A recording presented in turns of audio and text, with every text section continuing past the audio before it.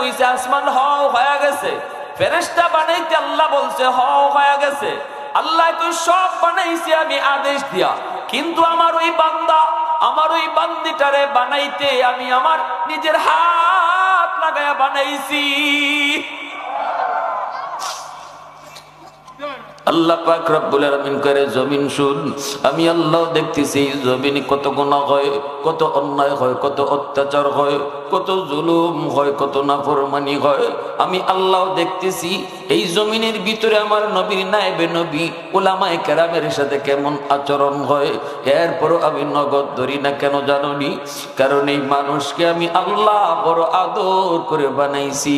আসমান আল্লাহ বানাইছেন কুন ফায়াকুন বইলা, জমিন আল্লাহ বানাইছেন কুন ফায়াকুন বইলা, ফেরেশতা আল্লাহ বানাইছেন কুন ফায়াকুন বইলা। কিন্তু আমারে আপনারে আল্লাহ পাক বানানোর সময় আল্লাহ কয় খালাকতু বিয়াদাইয়া, এই মানুষকে আমি নিজের হাত লাগায়া বানাইছি। কারণ এই চেহারার মধ্যে এত দামি কপাল, এই কপাল আমি বানাইছি আমার সাজদার জন্য। যেই কপাল আমি আমার সাজদার জন্য বানাইলাম, এই কপাল ফেরেশতাদের হাতে বানাইলে হয় না, এই কপাল আদেশ দিয়া বানাইলেও হয় না, কপালটা আমি আমার নিজের হাত লাগায় বানাইছি রে বান্দা। এত আদর করে তোরে বানাইলাম, এত আদর, শুধু আদর নয়, মায়ের পেটে আমি আল্লাহ তোরে খাওয়াইলাম, মার পেট থেকে দুনিয়াতে তুই আসবি, তুই কান্না করো, চিন্তার মধ্যে পড়ে গেলি, দুনিয়া আসতে তুই চাও না।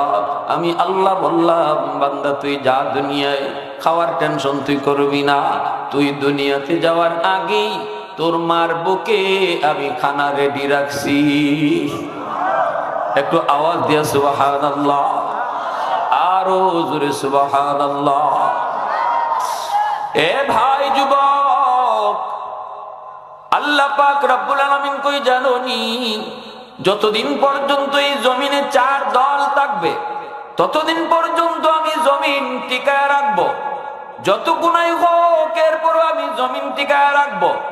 যতদিন জমিনে চার দল থাকবে, এক নাম্বার হলো আল্লাহ বলে লাউলা মাশাইখু রুক্কা ওয়াশ-শাবাবু খুশশা ওয়াল আতফালু রুদ্দা ওয়াল আনআমু রুত্তা লাজআলতুস সামাআ হাদিদা ওয়াল আরদা খাফসাফা ওয়াত তুরাবা রামাদা ওয়ামা আনজালতু মিনাস সামাই কাতরা ওয়ামা আনবাততু মিনাল আরদি নাবাতা বাল আনজালতু আলাইকুমুল আযাবা সাব্বা। আল্লাহ পাক রব্বুল আলামিন কয় জানোনি? এক নাম্বার হলো এই জমিনের ভিতরে আমার কিছু বৃদ্ধ বান্দা বান্দি আছে, চুল দাড়ি তাদের সাদা হয়ে গেছে, কোমরে তার ব্যথা, হাঁটুতে তার ব্যথা, রুকু করতে গেলে তার বড় কষ্ট হয়, সাজদায় গেলে পরে তার বড় কষ্ট যেন রগ ছিঁড়ে যায়, এত কষ্ট হয় আমার বান্দাটা কষ্ট করে করে যখন আমাকে রুকু দেয়, সাজদা দেয়, কষ্ট হয়। এরপরও যখন সাজদা দেয়, তখন এই সাজদার দিকে তাকাইলে এই জমিনের প্রতি আমার মায়া লেগে যায়। আল্লাহ বলে ২ নম্বর দল হলো ওয়াশ-শাবাবু খুশশা।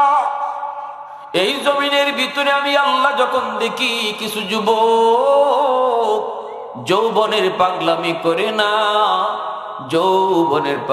করে না, অথচ তারও যৌবনের পাগলামি করার ইচ্ছা আছে, না সে যৌবনের পাগলা করার লাগাম টেনে ধরে। আমি আল্লাহ যখন দেখি জমিনের ভিতরে কিছু যুবক যৌবনের নামাজ পড়ে, আমি যখন দেখি যৌবনে সে মাথায় টুপি রাখে, আমি যখন দেখি যৌবনে তার মুখে নবীর সুন্নতি দাঁড়িয়ে, আমি যখন দেখি মার সেবা করে, বাবার সেবা করে, আমি যখন দেখি মুরব্বীদেরকে সে শ্রদ্ধা করে, আমি যখন দেখি সে উলামায়ে কেরামকে তাজিম করে, আমি যখন দেখি সে গানের আয়োজন করে না ওয়াজ মাহফিলের আয়োজন নিয়ে ব্যস্ত থাকে, আমি আল্লাহ যখন দেখি কলিজার ভিতরে নাপাক প্রেম না, আমি আল্লাহর প্রেম অন্তরে জমায় নেয়, ওই যুবকের কলিজার দিকে যখন আমি তাকাই, তখনই এই জমিনের প্রতি আমি আল্লাহর বড় মায়া লেগে যায়। এ যুবক, তুমি আমি আমার নিজের মূল্য বুঝি না, আমি নিজের চিনি না, আল্লাহ তোমারে চিনাই দিতেছে। তোমার মতো যুবকের উসিলায় আল্লাহ জমিন টিকায় রাখে। এই জমিনের ভিতরে যেই পরিমাণ গুনাহ হয়, নাফরমানি হয়, যেই পরিমাণ অন্যায় হয়, যেই পরিমাণ অত্যাচার হয়, বহু আগে জমিনে গজব এইসা জমিন ধ্বংস। আল্লাহ নিজে বলতেছেন, জানোনি প্রতিদিন জমিন আমি আল্লাহর কাছে আবদার করে, প্রতিদিন জমিন আমার কাছে আবদার করে। দুনিয়ার সকল জমিন এরকম আবদার করে। কি আবদার? আল্লাহ বলে, আলা কুল্লা ইয়াউমিন ওয়াল আরদা ইস্তাজিলু রাব্বাহু ওয়াল বাহরা ইস্তাজিলু রাব্বাহু ওয়াল মালাইকাতা ইস্তাজিলু রাব্বাহু আবতালু ইবনা আদম ফি কারি। আল্লাহ পাক কয়, জমিন আমারে প্রতিদিন কয়, মালিক আর কত আমি বেনামাজির পায়ের বোঝা আর কত নিমু, আল্লাহ সুৎকুরের পায়ের আওয়াজ আর কত শুনবো, আমি জমিন আর কত ওই ঘুষখোরের পায়ের আওয়াজ শুনবো, আমি আর কত ওই জিনাখোরের পায়ের বোঝা নিব। আসবিরু ইলা মাতা আসবিরু, আমি জমিন তো ধৈর্য ধরতেছি, কত কাল আর ধৈর্য ধরব? একটু অনুমতি দাও, অনুমতি দাও। নাফরমান দেখো না, নামাজটা না পইরা কেমনে আমি জমিনের উপর দিয়ে হাঁটে, একটু অনুমতি যদি তুমি দাও, তাহলে আমি জমিন মুহূর্তের ভিতরে ফেটে ওরে ভিতরে গিলে ফেলবো, আমি ওরে আর হাঁটতে দিব না, এর বোঝা আর আমি সইব না, এর পায়ের আওয়াজ আর শুনতে চাই না। আল্লাহ একটু অনুমতি দিবানি, আবতালু ইবনা আদম ফি কারি, আমি ওরে গিলে ফেলবো।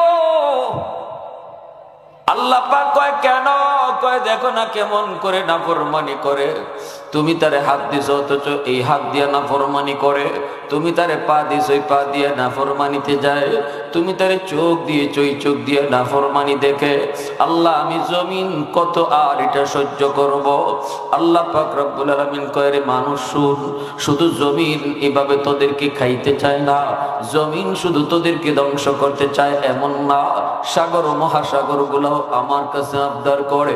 কক্সবাজার সমুদ্র সৈকতের পারে যায়া কত যুবক কত যুবতী গুনার কাজে লিপ্ত হয়, সাগরের পানিটা কিন্তু গুনাহ দেখতেছে আর আল্লাহর কাছে বলতেছে, মালিক মালিক অনুমতি দাও, অনুমতি দাও, ওই নাফরমান গুলি রে আমি পানি যায়া ডুবাইয়া মারি।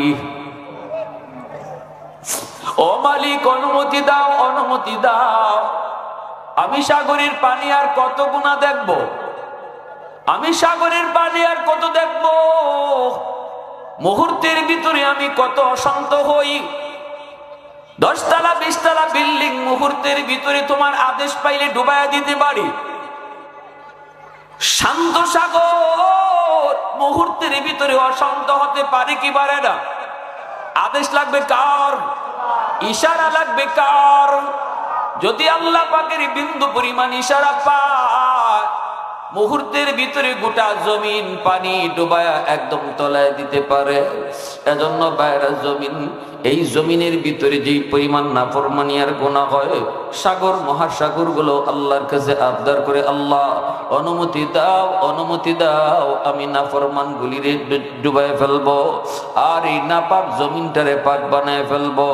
এইভাবে যখন আবদার করতে থাকে, আল্লাহ পাক তখন ধমক দিয়ে বসে। আল্লাহ জমিন রে কইরে, জমিন থাম, এই সাগর মহাসাগর তোরা থাম, আমার আর আমার বান্দা বান্দির মাঝখানে তোরা কেউ নাক গলাবি না। আল্লাহু আকবার।